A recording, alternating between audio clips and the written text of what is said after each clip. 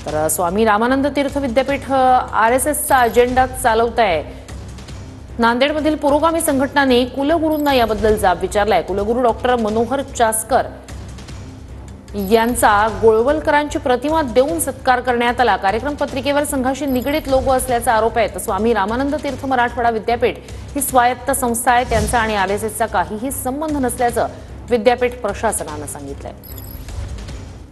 कुलगुरूंना जाब विचारला असता त्यांनी उडवाउडीची उत्तरं दिली आणि त्या ठिकाणच्या प्राध्यापकावर ढकलण्याचं काम हे सर्व काम केलं त्या ठिकाणी। पण आम्हाला या सर्व संदर्भामध्ये या सर्व गोष्टी प्रोग्रामच्या माध्यमातून आमचं असं लक्षात आलंय की त्या ठिकाणचे कुलगुरू हे विद्यापीठ चालवण्यासाठी नाही तर एका पक्षाचा अजेंडा राबवण्यासाठी त्या ठिकाणी बसलेले आहेत।